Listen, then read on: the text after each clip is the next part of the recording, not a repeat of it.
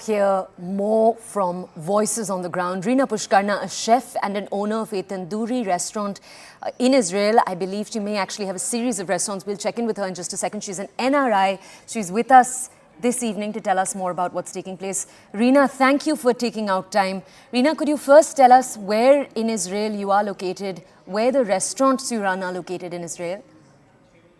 Well, I live in a suburb of Tel Aviv called Herzliya Pituach, and I have restaurants all over Israel. Okay.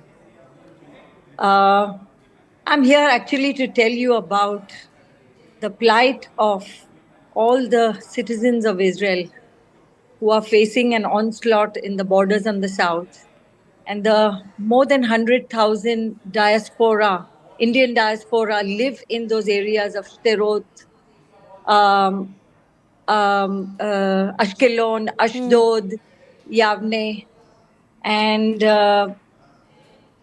it's a terrible mess over here. It's a terrible mess. They, the citizens of Israel were the ones to face the onslaught of the Hamas slaughter of the citizens. It's crazy what is happening here. It's They've been going house to house. They've been going in all the kibbutz. There was a music festival taking place in Israel. About 100,000 youngsters were in that musical festival, and they've taken over. I think half of them have been killed, half of them have been taken as hostages into Gaza by the Hamas terrorists, which is unbelievable. I've been 40 years in Israel. Something like this never ever took place. I know that there is a disaster on both ends, but this was an onslaught which is unforgivable. The world needs to stand with Israel and support Israel, because you have mothers, you have fathers, you have children crying on TV to anchors, giving the exact location of their children from their telephones.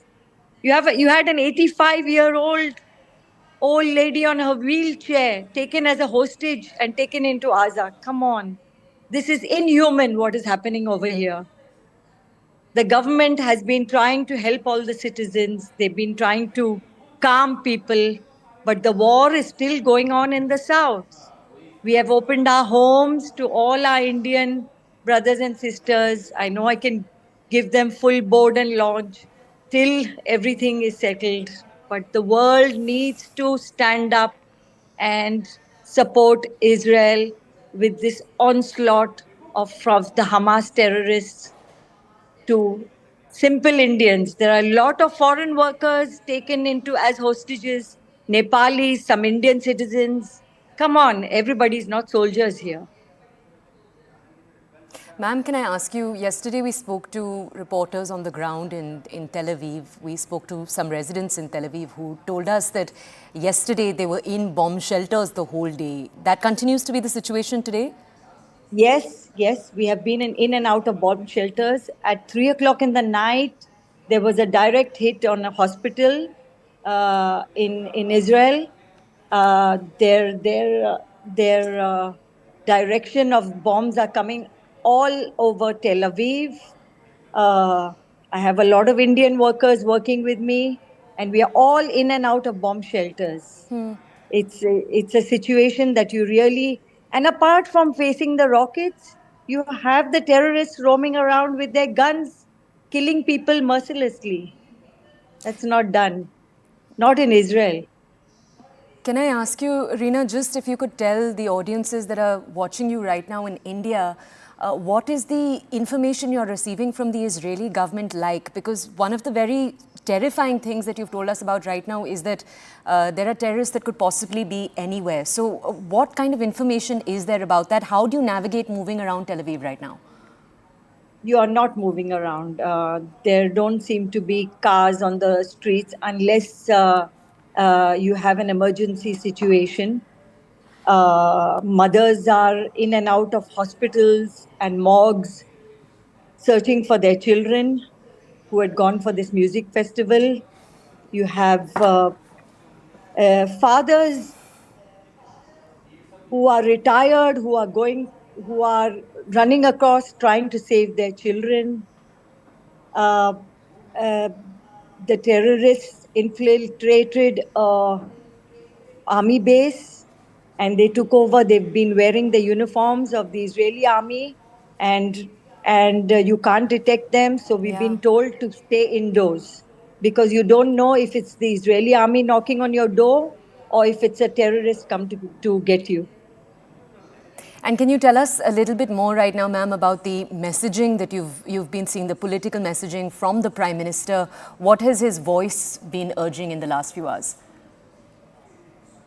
The Prime Minister has been trying to tell the citizens to stay strong, that it is an onslaught, it was unexpected, and it was a holy holiday of Israel, a Shabbat day.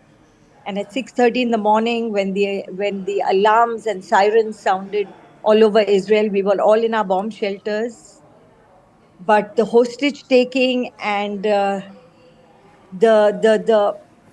killings took place so fast that it was impossible to the army to get there in time.